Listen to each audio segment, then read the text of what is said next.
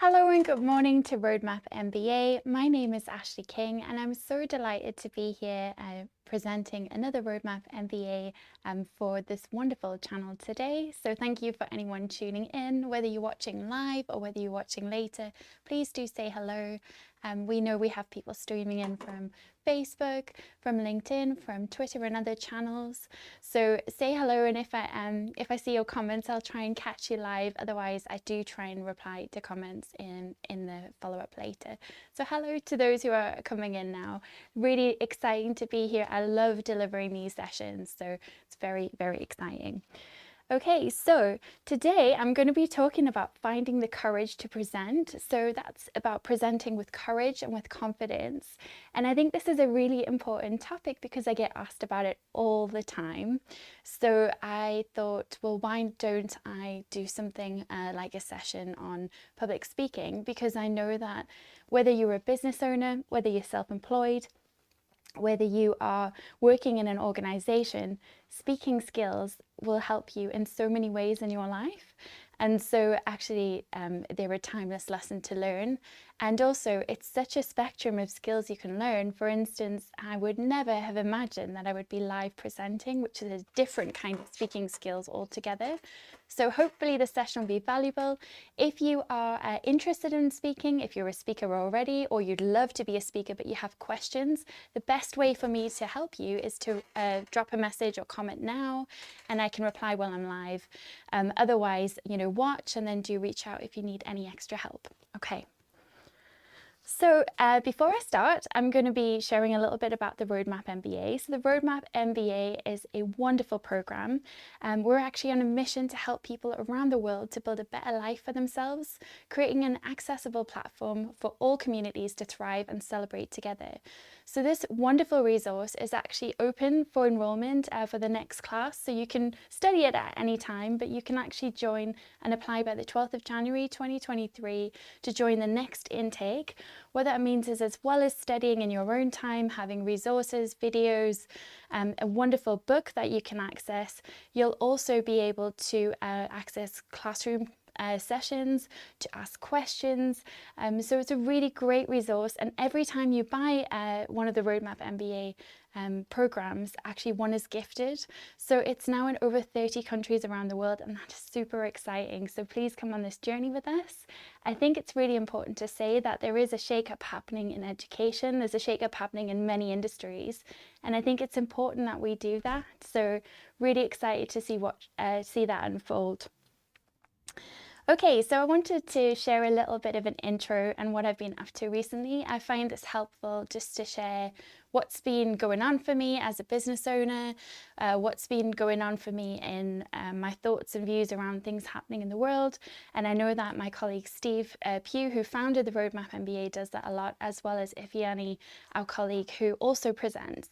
So I think it's important that we each have our own views and thoughts about what's going on different things, but also it's useful to learn the real life things that are going on behind the scenes in people's organizations or businesses, because I really feel that we grow by sharing our struggles and hearing those of others. So things that I've been up to. Well, I've been doing a lot of things at the moment. One of the things that I did recently was my team and I were at something called the Expo for Good. So that was a networking event where businesses came together and exhibited and showed their businesses and things like that. But they also were able to meet new contacts, and that event raised £3,400 for charity. And I just can't believe that, because actually, excuse me, sorry, it was more, it was 5,400. But for an event, a lot of events you go to, such as an expo or an exhibition, they're usually free to attend, so you don't always have an entrance fee. Then exhibitors might pay for a stand and things like that. But through the donations of the business community going to this event, this is really going to help a charity in Sunderland in the northeast of England to really help kids who need it. So for children with learning disabilities, where they need extra support and their families need extra support, this is providing really, really worthwhile and helpful care. So it's a great charity, and I was really pleased that my team and I were able to take videos and photos and things things like this. And there's a snap here of myself on the stage. I was doing a talk, but also I got one of the attendees up on the stage and got her to try out being on stage, and she was quite scared of public speaking, which is why I'm sharing it, because that's what I'm talking about today. So I just wanted to say, you know, it's really nice to be able to, as business owners, give out time back, but it's also important for us to think about where our time goes and what we're doing. So one of the things that I've been thinking about a lot recently with the rising costs is putting my prices up, is looking at what I'm doing with my time. And I think that's really important. So the reason I was thinking about that is actually because I've been doing a lot of Nurture Your Zest chats. So for those of you who haven't maybe met me before, I'm a podcaster, a speaker. I do coaching for public speaking or confidence around podcasting. I create podcasts both for myself, but also for clients, so organizations who want to create podcasts. So I have a lot of fun doing all of that. But what I found recently is I felt a little bit like a busy fool. And I've really been thinking, what am I doing working till 4 a.m. or working till this time? And I've been watching a lot of different views on hustle culture, which you might have seen yourself. And, you know, I'm fortunate to be surrounded by lots of different people with different perspectives. But I'm grateful that I've got great business mentors around me and also people who believe in building a dream. At the same time, we also need to feed ourselves and make sure our family commitments are managed. So one of the things that really stood out for me in all of the conversations I've had recently for my podcast is Laura Kingston from High Life North. So Laura is really quite inspiring to me, because when I first met her, she said, I'm going to start a women's magazine. It's going to be digital only, and it's going to be for the women in the northeast of England. And I thought to myself, that sounds okay. You know, she wanted to create a place where you'd have beauty and fashion and shopping and all these things in one place, as well as articles about different causes, raising awareness of musicians, artists, books, all kinds of things. And she wanted that to be in one place where she could read all of those resources, really positive and uplifting. It might have news in, but it would be very much from a uplifting perspective rather than the scary news that we sometimes read. And when she first told me about this, I thought it was a great idea. I thought it was really, you know, a fun thing to do. And I knew I would read it at some point. But I didn't really think about her message or where she was going. Now that was 3 years ago, and at the time when Laura and I met, I was just about to to start my Master's in Business Administration at Newcastle University Business School. And so I sort of forgot about it because I was busy on other projects. But Laura's message really stood out to me, because one of the things that I've been thinking about, or a problem in my own business, has been the cost of having a premises. So if you have a team, or if you have premises and you're a small business owner, or even if you're a larger business owner or a leader, you've got all the things to deal with, like operational matters, you know, who's done the dishes, has someone cooked fish in the microwave? You've got things like the stairs need painting, but maybe that part of the building is under the control of your landlord, so it's out of your control. There's all these things. And what I found recently is I was feeling exhausted, and I was thinking, what am I doing with my time every day? And so with lots of thoughts that are going on, I've been looking at how other leaders are managing. And this is why my conversation with Laura really stood out to me. So Laura actually had a premises. So before the COVID pandemic and lockdown, she had a beautiful office for her High Life North team. Now it's an online magazine, and they're fully funded by the advertising revenue that they sell, which I think is incredible, to have a team of 6 people that are all fully paid staff members, and have that underpinned, you know, with a really strong revenue stream. On top of that, though, they did have these beautiful offices, but what Laura said is, why would I want my team to walk in maybe 5 minutes late because they've been stuck in traffic, because we're in Gosforth and the traffic's always really awful, and they're already uncomfortable on their way to work, they're already stressed, they worry that someone's, you know, frustrated that they're late or things like this. Why wouldn't I want them to just work whenever they can and do their hours, as long as their targets are met, as long as the impact's happening? Why do I need a premises? And what I love is that when she needs a space, when she needs to do an event, she'll hire a local business. So she'll do a fabulous event at a local business, but she doesn't actually need the space. Now, what that means is she's not only saving time, she's saving money, but she's also not having to deal with all of those operational things, the health and safety elements that many business owners have to do on a daily basis. She's only dealing with one set of chores, her own chores at home, rather than chores and a space. And she's able to walk her dog at lunchtime, which is a great thing to be able to do. So what I liked about that story from Laura is just hearing a different perspective of another business owner and how they're doing things. And I thought it was so interesting. Now, I have a studio and it can be very time consuming sorting out a lot of these matters. However, my goal and my mission for me is to help people share their stories with the world. And that means I need to have a place that people can record in, a place that people feel safe to present, to practice speaking, to practice sharing their message, to share a podcast, record an audiobook, a voiceover. And I also need a space that I can create sets quite quickly and store props. So actually for me, it works really well. But it does mean I'm going to change some things in my business based on that conversation with Laura. It does also come back to a point about profit first. So if you've watched Roadmap MBA, you might have seen me talk about one of my favorite books, which is Profit First. And it talks about how your business can be like a cash-eating monster. And that's, again, not just for business owners only. It can also be for leaders and organizations. Sometimes where we put our attention and our focus isn't the right space. Now, what I realized speaking to Laura is we met 3 years ago, and in that time, we've both become very different people. Laura has really done an amazing thing with her magazine. It's now read by people all over the world, not just London or the Northeast or nationally in the UK. It actually has a global audience in the States as well.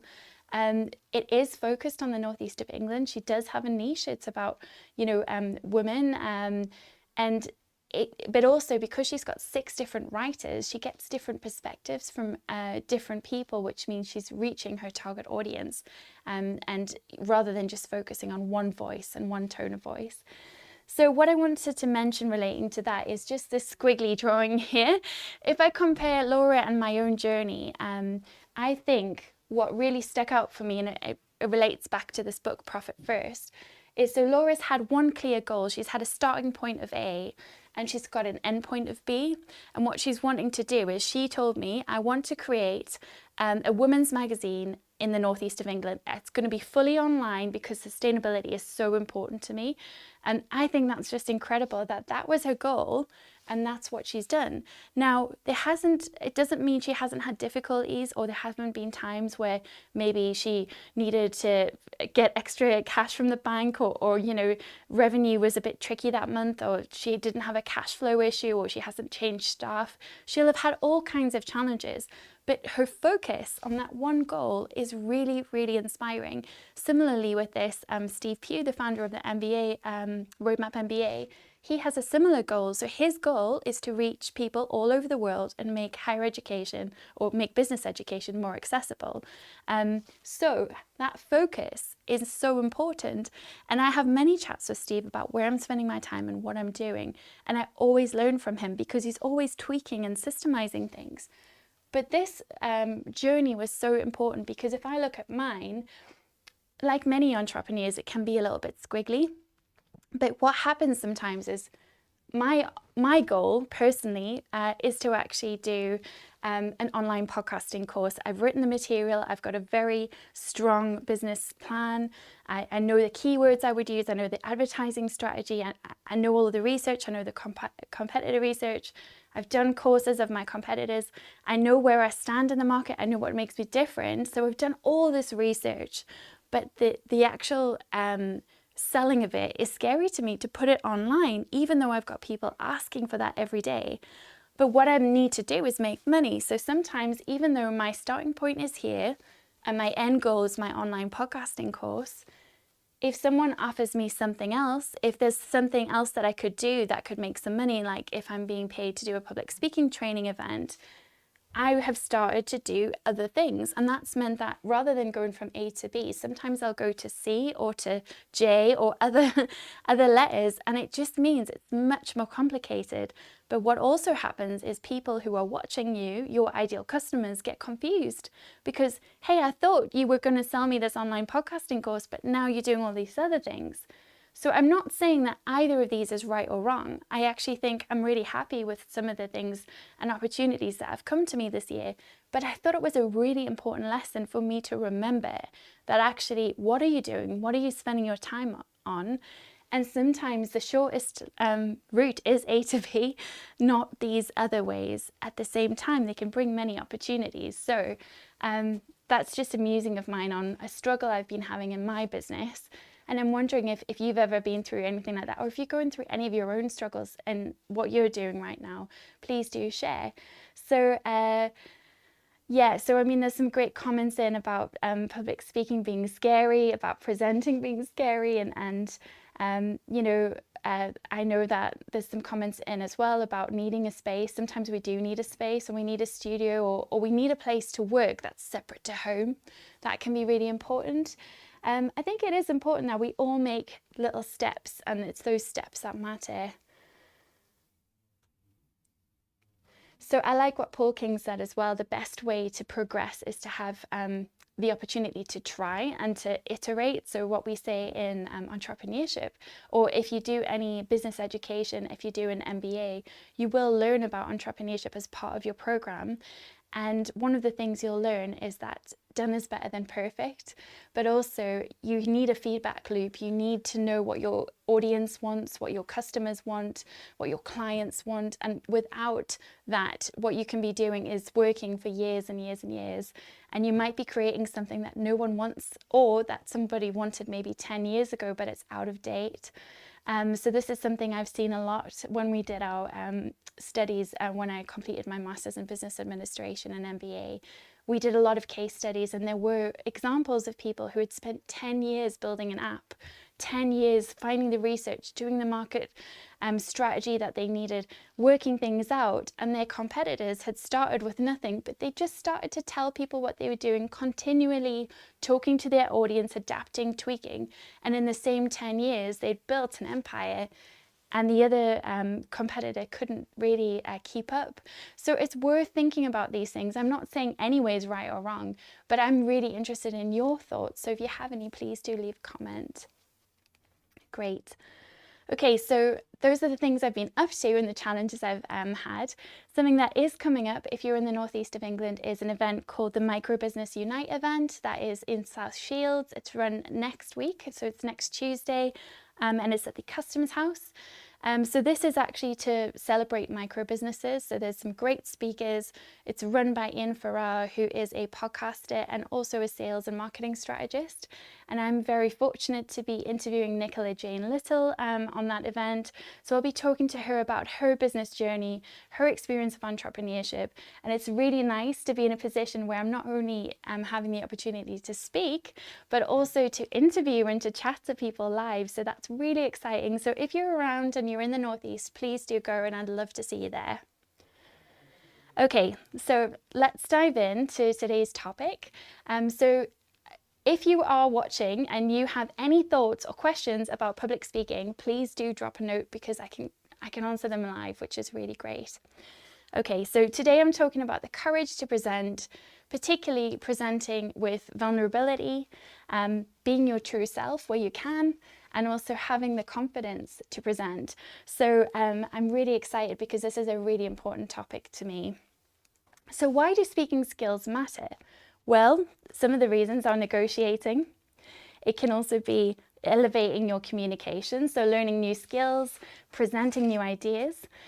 It can be great for career advancement, so whether that's in your organization or doing what I did, which was to get involved in charities or boards or other ways of networking, and actually, running events that helped me to build my own profile and network outside of an organization. Listening to your audience, so listening and responding to your audience, that can be really good. But also when you speak, you do learn skills about listening that are really important. So it's not just listening to what people say, it's also to what people do, whether they yawn, whether they nod. It's about building rapport, it's about building connection, it's about adapting to people's body language, it's about being able to read a room and actually map the energy of the room. So it's quite an important thing. The listening is not just what people might say and laugh at the right places at your jokes, but it's also about watching the room and their response and actually saying, what I'm doing isn't quite right. I might need to tweak my presentation style here. And that brings tremendous skills. Building your confidence, as I said, you're also doing things that are maybe outside your comfort zone, and that's important. The other thing I like about speaking is that it can help to win support to a cause.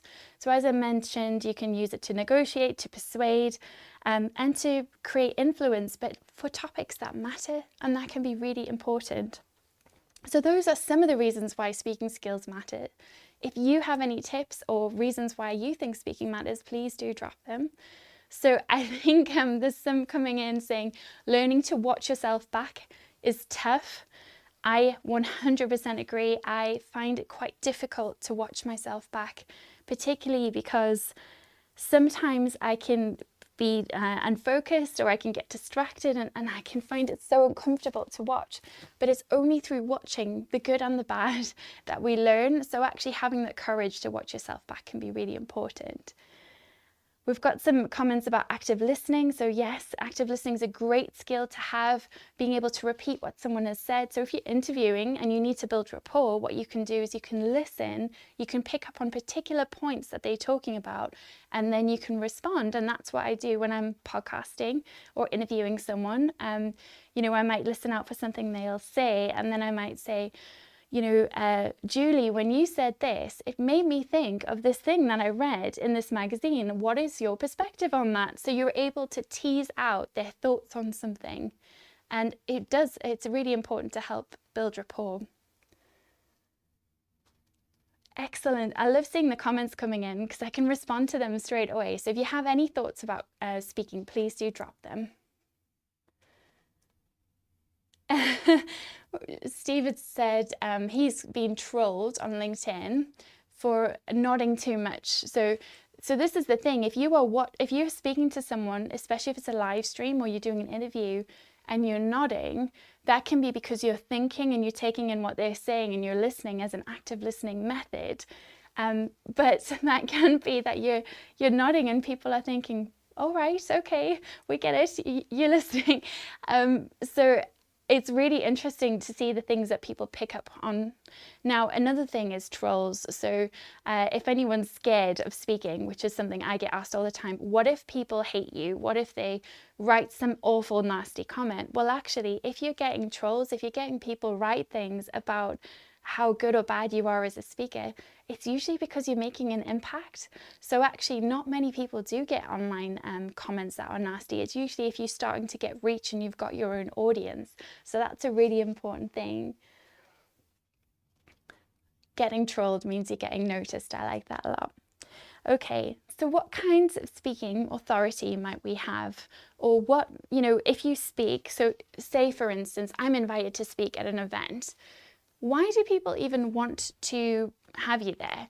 And this is a really important question. So we all have different types of authority that we can use in our day-to-day life. This is particularly important in an organization. So if you're wanting to improve your career advancement opportunities, you're wanting to get noticed by your superiors, you're wanting to get that promotion, actually using your speaking can be really powerful. So as I've mentioned, you can go and join a board, you can volunteer your time somewhere, you can, do all kinds of things. So when I was wanting to do that in an organization, I joined a TEDx society as a staff member to support where I could. And I also went and joined TEDx Newcastle and Herb Kim and Emma Turnbull and their team to help volunteer where I could to support them.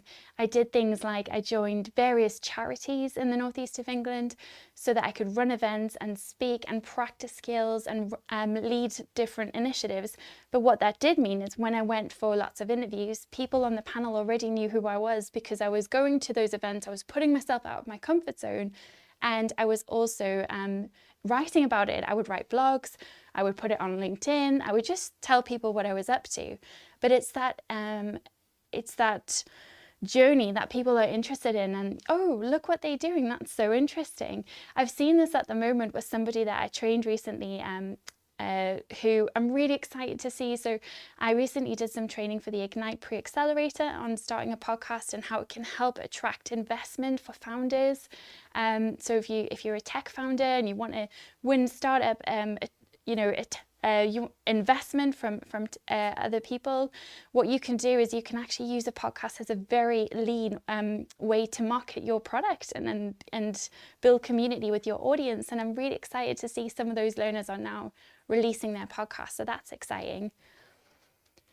So there's some great tips about gaining confidence for speaking if you have nerves beforehand. So that's a question. So do you have any tips for gaining confidence? Absolutely. So in this presentation, I'm going to go through some tips for confidence and nerves. And I still get nerves. I have nerves right now as I'm speaking to you. So if I get tongue-tied, that's why. But I really think nerves are a super powerful tool. And I think they have a very important purpose. There are lots of professional speaking groups, so Toastmasters is one, the Public Speaking Association, also known as PSA. There's a whole lot, and actually more than ever, there's online resources and groups you can join all over the world. So it's important to join the right one, I think, and also to do some research, because sometimes people can take advantage of you. We've got some comments coming. 99% of people watch, but some never act, but they still see it. So this is a great point. So especially if you're doing something like podcasting, live presenting like this, or even just on the program for an event. So for instance, I'm speaking at an event later this afternoon. I'm really excited about it. Not everyone will be attending that because it's quite a high price point to attend. So the fact that I'm on that program and I'm presenting and I'm speaking at that event, just to be on that program is an indication that you're doing a good job as a speaker. So this is a point that not everyone will engage or listen or even watch, but the fact that you're on LinkedIn or you're on Facebook now or wherever you are, and I'll pop up on your screen, that is something that gives you social capital. So that's really important. Okay, so back to these types of speaking authority. So we all have different things that we can do to use in our speaking. So you can have many different types of authority, but the one that I wanted to talk about is positional authority. So this can be if you are, for instance, the Vice Chancellor of a university, or if you are, for instance, the Prime Minister of a country, you have a particular expectations of you in that role, and people will listen to you because you're in a very, very senior leadership role. And so we see that, for instance, there was an event recently that I was speaking at called the Inspiring Females Conference for the Northeast Chamber of Commerce. And at that event, there were lots of wonderful speakers there. But one of the speakers was John McCabe, who is the chairman of the Northeast Chamber of Commerce. Now, it was an event for inspiring females, so he is a man speaking at that event. But because he's the chairman of that event, it was appropriate for him to speak. Also, because he was speaking at that event and speaking about gender equality and matters relating to women and having inspiring females in business or in leadership in organizations, it was a really powerful thing that he used his influence to lend itself to that event. So he used his positional authority to win and gain influence towards a social matter or cause. So that's an example of positional authority. Sometimes people can misuse that and it can be damaging. So for instance, if we have maybe somebody misusing their position to share news that isn't fully fact-checked, that can be quite damaging. This is why we have the importance of fact-checking work, of integrity in journalism.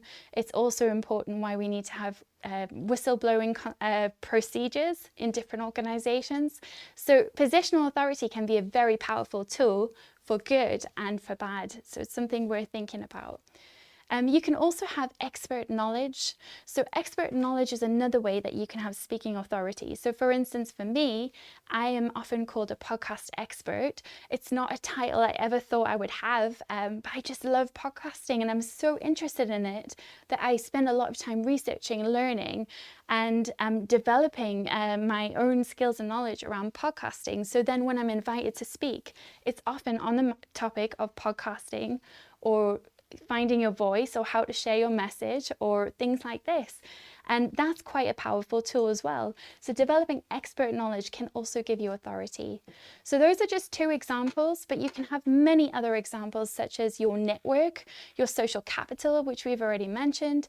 If you have any thoughts about different types of authority you can have in speaking, please drop them in the comments, because I'd love to hear your thoughts on what ways you trust someone when you're at an event and you see them speaking. What makes them be able to connect with you?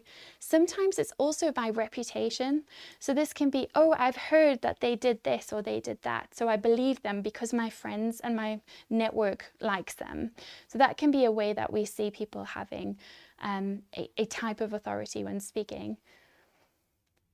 So we've got some comments around some former politicians. Yeah, so we've got a couple of examples of different people who may be using their voice in a way that could be damaging. We've got some people who are controversial on purpose, so Piers Morgan, Katie Hopkins. These are great examples. Thank you for taking the time to comment. It's really important that when we use our voice, we think about our unique values on that matter and our line that we are happy to cross or not.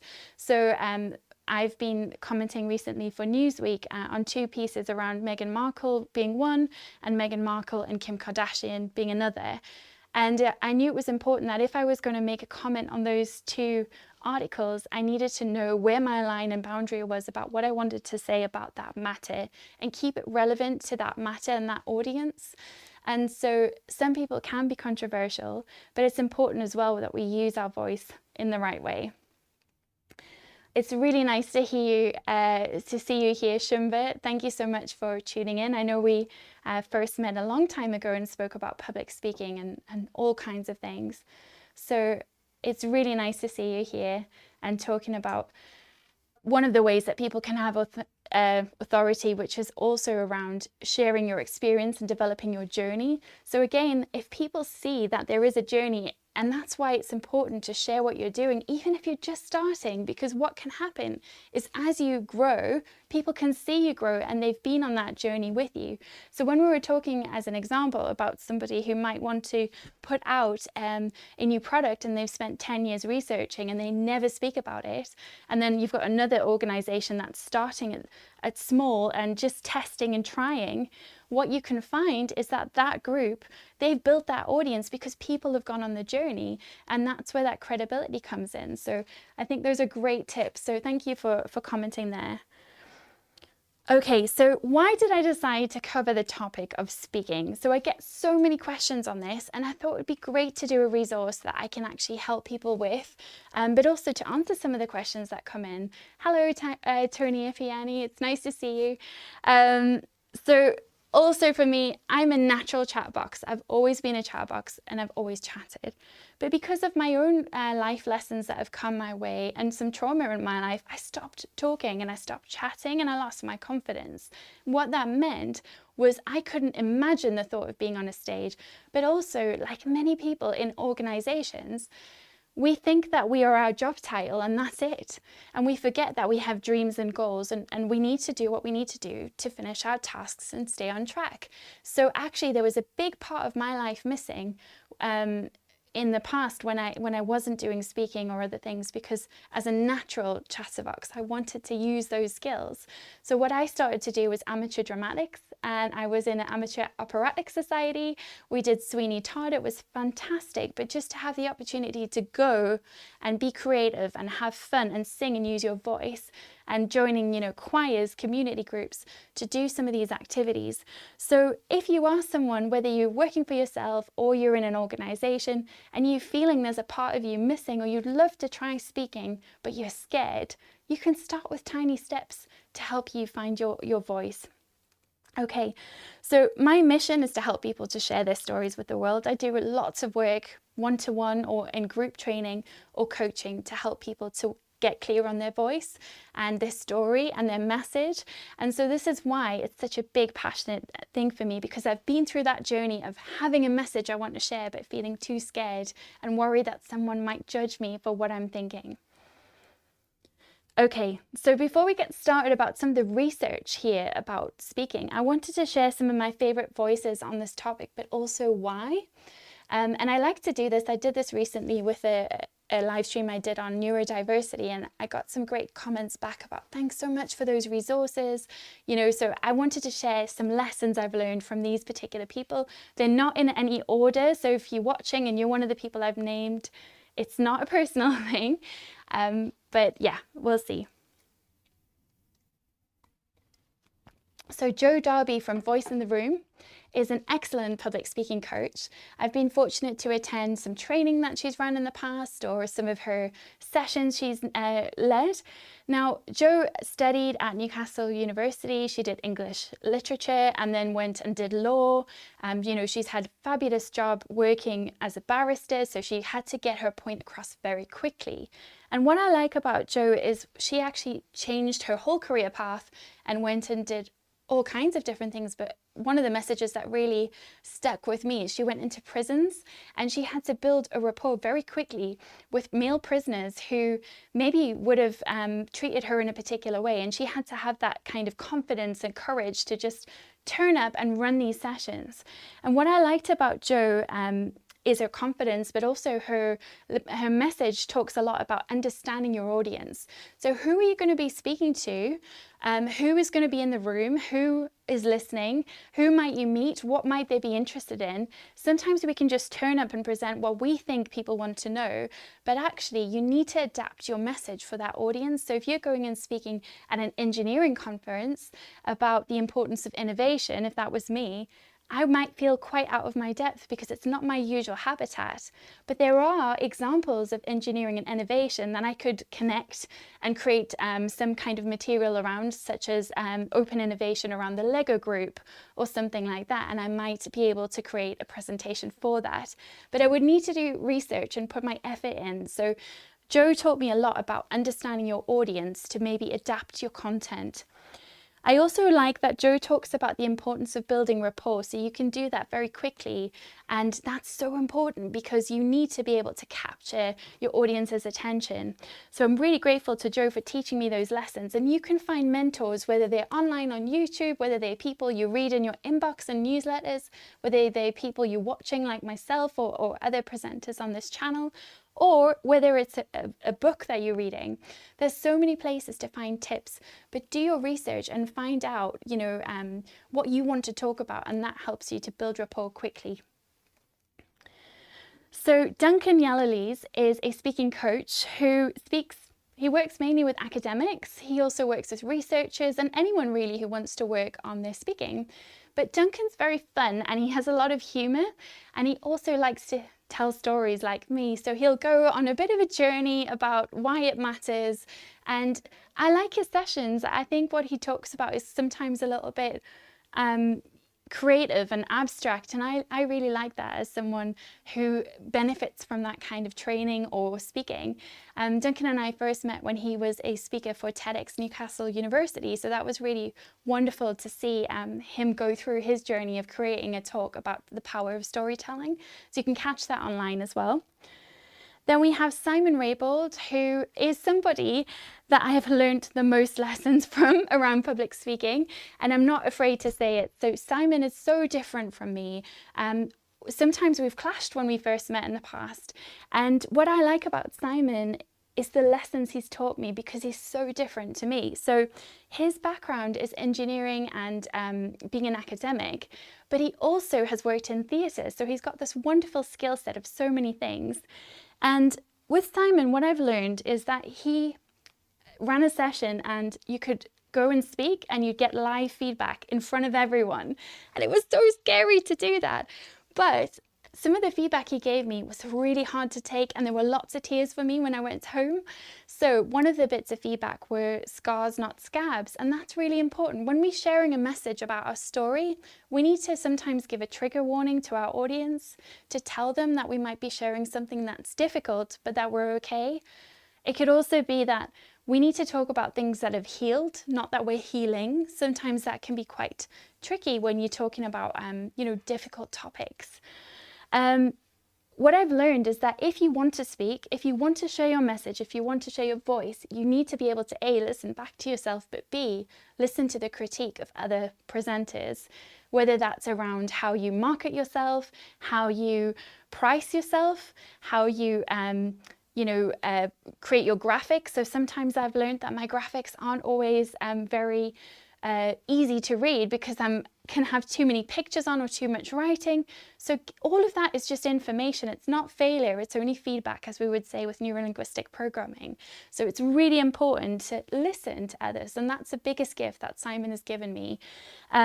He also taught me about the importance of breath. So when we're speaking, which I am now, I can hear in my voice, I'm not as hydrated as I would like to be, but also here I have a bit of anxiety. I can hear it in my breathing system.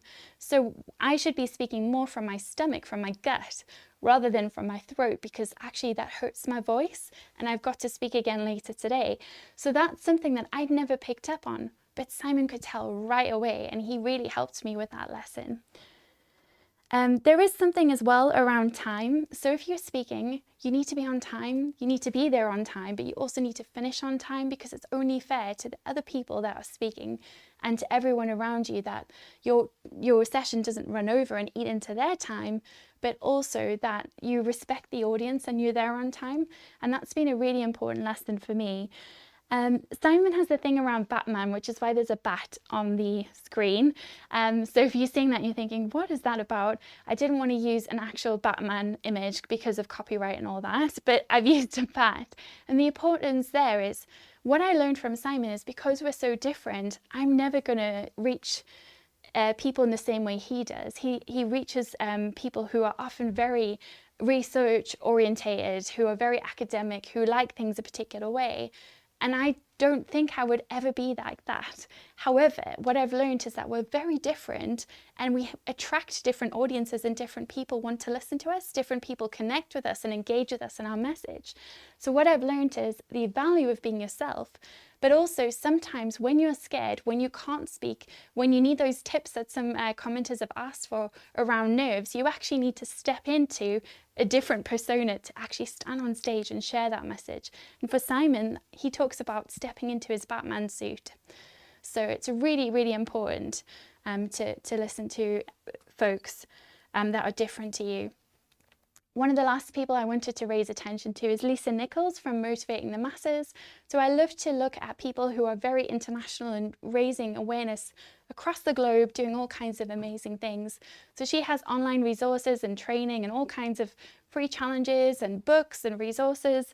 What I like about Lisa is she's got a very unique and raw message, but she uses her message to empower others and uplift communities. And that really connects with my values. So I really like what she does. Okay, so some of the research around speaking that I wanted to share with you. So I also, when I created my online podcast course, I did so much research about what types of things I would want to do, but also not just academic research, reading about writing, but also looking at how to, what kind of things my audience might struggle with, what they might feel challenged with. So the first thing is some of the hopes we have around starting a podcast sometimes, or speaking on a stage, can be some of these that are on the screen here. So this is some of my own research with 100 people. So it can be that we want to share a message with the world. We want to create something that people can access in different ways. We want to expand your reach, so to attract new business. You want to share your stories with the world. It could be that you want to make a difference by talking about important things. And I think these are wonderful hopes. However, what often happens is we have fears. So these are some of the fears from my research too. And these are what happens when you take those first steps. You do that speaking engagement, you've got a keynote booked, and how do you prepare? What if your topic is not interesting enough? What if people don't like it? What if people don't like you? They don't like your voice. They don't like your message. They don't like your way of delivering. I've had comments before that my hair's too big, for instance, you know, and it's distracting, which is why I wear a hat. I'm only joking. It's not actually that. The hat's a different reason, but you know, you will get comments, and that's okay. Sometimes it's not about you. It's about other people and what they've got going on in their lives. But if you know you've put the effort in, the time, the prep, you've done the best you could on that day at that time, you're only going to get better, because the best thing you're doing is you're trying. So that's what's really important. So we all have lots of fears, and here's some examples, but I think it's really important to remember, again, why speaking skills matter. So as we said, you can negotiate, career advancement, you can elevate your communication, build your confidence, and win support to a cause. You can also build rapport. So thank you for those comments coming in as well about rapport. You know, it's important to have that gap between the speaker and the audience. And also, there is a very good point coming in the comments there around different audience types. So that's super important. You might speak to someone and there could be so many different kinds of people who are listening, or maybe some groups might have similar characteristics around a particular issue. However, they've got their own other set of skills or interests. So it's really important that we create something that can be enjoyed by everyone. And I've got a great tip for that coming up. So some stats about speaking is that eye contact is actually really important. So I find this so important if I'm speaking to a room, if I'm presenting to a room of people. You want to go for around 3 seconds, and you want to make sure that you move your gaze around, so it's not just the same person that you keep looking at. And also look for the people in the room that are going to smile at you, because those smiles give you energy, and then you can smile back. And it can just make you feel good. I also like to look for the people in the room who seem to absolutely hate my presentation. Now that's a personal quirk of mine, but usually that's some kind of information as well. It could be that I'm running late, or I'm maybe not delivering something in a particular way, or perhaps I need to share more stats, or so it's really important to look at what your audience is telling you. Now the tricky thing with what we're doing here is I'm live presenting, talking to a camera that's following me along the room, and I don't know what the feedback is. So thankfully there's some comments coming in from time to time, but lots of people watch on replay, and that can be one of the hardest things about live presenting. So whatever kind of speaking you do need to know the format, the setup, what time you need to be there, what will it feel like, what will it look like, are you going to be comfortable, are you wearing the right outfit, are you going to be too hot because there's studio lights above you, is your makeup going to look right? There's so many things to think about here. Okay, so the first 15 seconds when you are speaking is what matters the most, because you're capturing your audience's attention. So you need to think about your arms, your hands, how you talk, how you present, how you put your energy out there, which is why if you're nervous and you come up to a stage or a lectern and you're full of nerves and you're small, that makes you really small for the audience. So actually one of the things you can do, and many people do, is actually practice power poses before you go on stage to get that energy up, but also keeping your body language open, even if you're nervous, or having something that you can hold. That is really, really helpful to just keep yourself grounded, because when you're going on stage and you have those nerves and you make yourself small, that is one of the quickest ways to lose your audience in the first 15 seconds. Okay, 100% of your audience will appreciate you finishing on time and being on time, because it impacts the entire conference or whatever you're attending if you don't run to time. So that's a really important stat. One of the things I like is this stat from University of California, Los Angeles, so UCLA, who say that 7% of your message comes from your words, but actually 36% is from your voice. So how we deliver, our pitch, our tone, our pace, the timbre in our voice, the way we adjust our voice, when we go up, when we go down, how quickly we speak, when we breathe, all of these things. But also 57% of your message is from non-verbal communication. That could be the way you move your mouth, your eyes, your hands, your energy, your shoulders, There's so much that you're giving away without even realizing. We see this all the time with the body language analysis, and it's often by amateur sleuths on the internet, but going through, you know, our leaders' body language and, oh, what did they mean when this happened? It was very interesting when, you know, we had Queen Elizabeth pass away in the UK. Watching all of the state funeral arrangements and everything that was going on, and the body language analysis that was happening was really interesting. Okay, so I want to share one of my favorite tips. Honestly, I love this. I love this research. So some of you might have heard of Aristotle, very old philosopher from a long time ago, but this is a really powerful tool to help you meet the needs of anyone in your audience. So this is called the rhetorical triangle, or the theory of rhetoric. You might have seen this described in a different way. Sometimes people will try to modernize things. So this is a way that you can meet the needs of your audience through appealing to one of three things: their ethos, their pathos, or their logos. So the pathos is about audience. It's about looking at emotion. So it's how your audience feel about a matter. It's about whether they're feeling excited, angry, sad, how you can connect with them. So you might use an anecdote, a metaphor, a story to actually create emotion. You might have bigger hands, you might adjust your voice, your tone, but you want to really create some kind of energy with your audience to help them to feel an emotion. You might add in music. You might walk onto a particular track. So you'll see some of the big public speakers around the world will walk onto, you know, really powerful songs that get you in the space, and you know, Tony Robbins does that very well. Then you have logos. So this is the Greek word for logic, and this is about your message. Now with this particular one, you need to look for evidence. You need to have stats, you need to have facts, you need to be able to show the audience what they can connect with. So if I'm speaking as I have today, and I just talk about how great public speaking is, that might reach some people who are really happy to hear my enthusiastic message about how much I love public speaking. But there will be people listening who go, well, that's all right for you. You know, what's the value of public speaking? I don't even see why it matters. Or public speaking is only important if you want to be famous, or whatever their thoughts might be.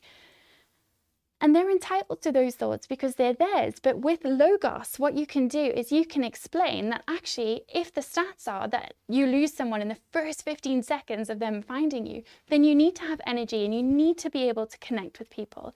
And it's about saying, well, actually, if you have people who respond better to stats, then you need to have stats in your presentation. So a good example of this is when we started doing Roadmap MBA. So when Steve started to hire or work with people to come and actually share business topics and present, like myself and Ifeanyi, what is important is that we can talk about whatever we want, and that's wonderful, and it's around a business message, and it's about educating people about business topics. But we all bring different perspectives and we have different skills. So one of the important things there is that actually you need to be able to have credibility, and you need to be able to stand and share that message, and you don't know what it's going to be like. And when I first started speaking and doing these sessions, I was very nervous, but I didn't have any slides, and I would just turn up and present. And that was great, but what that meant is that the people listening would get something of value. But what I found is, since having slides, since preparing the slides, since thinking about those things, it means that people can watch and listen and watch along. And I've actually had feedback now that some people have used, you know, watching this to go and learn more about hybrid leadership or a particular topic, or they've gone and looked at some piece of theory. And so actually, it means that that element of wanting to reach people via logic and using the logos is actually working. So it's meeting the needs of an audience group. We also have ethos, which is the Greek word for ethics. So this is very much around your communication as a speaker, and this is around your status, your awareness, your professionalism. This is about what we spoke about, positional authority, around social capital. And so it's really important to think about that. So with that type of thing, what you might find is people need to introduce who they are, why they're the person for the role, why they're there, how they connected to the topic. So this is why you'll see at many conferences someone will say, hello, my name is, and I am the lead presenter on this matter, and they'll give you that credibility and that information. But that information might really irritate somebody who just wants to hear about the story. But it might also make someone who's interested in the logic element actually quite happy to hear that they have some credibility in the matter. But if you spent too much time demonstrating your credibility and not much time on facts, that might irritate someone. So actually balancing this triangle of rhetoric can be really powerful, and it's my favorite tool. So I highly recommend it. So I wanted to learn some lessons I've learned from TEDxNewcastleUniversity. So I was the executive producer of TEDxNewcastleUniversity. It's an independently organized TEDx event. I've done a session for Roadmap MBA on TEDx, TED, what the differences are, how to get a TEDx talk. So I would highly recommend watching that if you're interested in public speaking or you want to do a TEDx talk, because I get questions about that all the time. But what I wanted to share is TEDx have a particular way of presenting, so their talks are 18 minutes at the maximum. Most now are between 7 to 18 minutes because they know that that's how you're going to reach people and connect with them. They also encourage you to use metaphors and stories, but they have to be relevant to the point. Everything that you do has to be fact-checked. You have to look at the stats. You have to understand why the person's doing that message. You also are forbidden from doing certain things, so you wouldn't be able to do a TEDx talk to particularly preach about a matter. So it's usually to help with a particular social cause or to raise awareness of technology, entertainment, or design, which is what TED stands for. For me, my involvement of TEDx was so helpful because I learned so much, but the biggest lesson I learned was the gift you give to the audience. So it's not always about you and how important you are and how wonderful you are. It's about the story of what your gift is to your audience. What will they be left thinking about a year later when they watch that, or when they think about it, or when they might be in the shower and think, wow, remember that TEDx talk? It was so powerful. You can really use your voice to raise awareness to a topic or matter that's important. Paul King has said, stories sell and facts tell. So that's really important. We can also create a lot of energy and buzz around a story, but it's the facts that sometimes matter the most. So it's important that we do be careful. And honestly, if you ever have the chance to be involved in TEDx, I absolutely loved it. And I would highly encourage you to get involved in any local TEDx initiative in your community. They are all over the world. So whether you're listening in, America, which I know we have North American viewers, or Africa or India, go and get involved in TEDx because you'll learn so much about speaking, but also about yourself in the process. So my top tips: identify your unique story and values as a speaker. What is special about you? What do people want to know? What do they ask for your help with? What do you love talking about? Because I promise you, it could get boring. You might think you might be interested in a topic, but if you're talking about it all the time, it could be tricky. So what would you love to talk about? And what do you already know? What do you have that you can use? Because you should always start with what you have. My journey with public speaking: sometimes I struggle with my mental health. So if I need to present and I've got to put a pretty dress on and I've got to just turn up and smile, it can be quite scary. So I need to be really careful to look after myself, look after my health and my wellness, get enough sleep, make sure that I've had a nice bath. I've got particular routines I use, but also staying hydrated. For instance, if I'm going to be speaking, I know that I won't have any alcohol the night before because I want to be rested and I want to make sure that I am hydrated. So some of the worries I have around nerves, which people have asked, and I've got something coming up, but what if you trip on your words? What if you never reach your potential of what you could say in your message, but you just can't quite do it? Well, sometimes you won't. Sometimes your talks won't work very well. Sometimes I watch things back and I think, why did I say that? Or I stumble on my words. But you know what? I always think that to just do it is better than to be fully scripted. So it's important to practice and prepare and to meet the needs of your audience. But you can also really over prepare too. In terms of building your confidence, this comes from knowing yourself, knowing your audience, knowing your content, and practicing. So I cannot tell you enough how important those things are. So if you're feeling scared, then do explore why you want to speak, why you want to do it, why you're scared of it, what your audience might want to know about. This is stuff that we cover a lot in my one-to-one sessions with my clients, is, working out what makes them unique and their unique message they want to share. And that brings a lot more clarity and confidence, because you know what you're talking about, but you also know the boundaries of the message you want to share. In terms of nerves, which was a question a lot of people had about how you cope with nerves. So controlling your nerves when public speaking is tricky. I think a lot of that comes into how you breathe, staying hydrated, the preparation we spoke about, but your body language is so important, because as we said, if people see your body language as 57% of what they see, which is non-verbal, that is so important. So it's about standing, open body language. It's about feeling calm and projecting, even if you don't feel that way. It's about having the courage to present, to speak. If you get stuck when you're speaking and you get stuck on your words, as I often do, take a pause. Take a drink of coffee or a water or whatever you might need. That gives you the chance to reset and to think, which is really important. It's also important when you're controlling your nerves to rest your voice. So one of the rules that I have is, if I'm speaking, I go and find a space to relax for 10 minutes beforehand. So if I'm going to an event now, often there'll be people who want to network and chat with you, and that's great. But if I get stuck, or if I hear some piece of news that might upset me, it's going to take me away from doing the best piece of delivery that I can. So I protect my energy really carefully before I'm speaking. And then I leave time for chatting after, but it just means that you're putting the best version of yourself out there.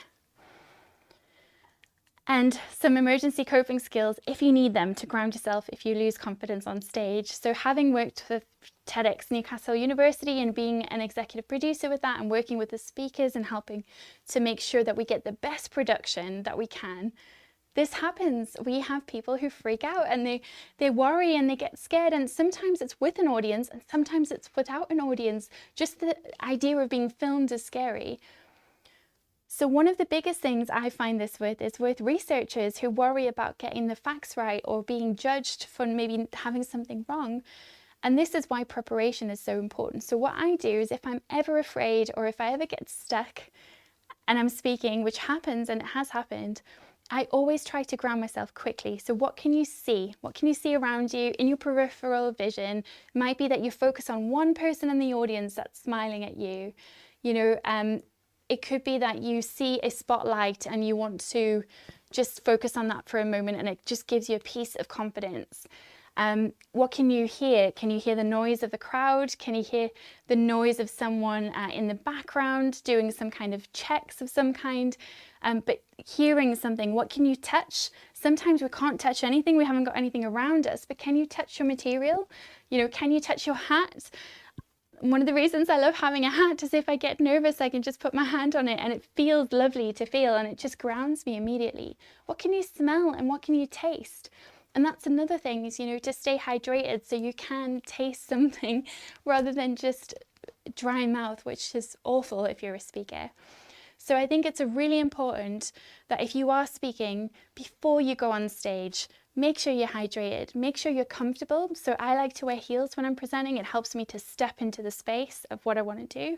But I also have friends who are speakers who wear flats because they want to be comfortable when they're presenting, and that works for them. So whatever's right for you, but stay hydrated, breathe.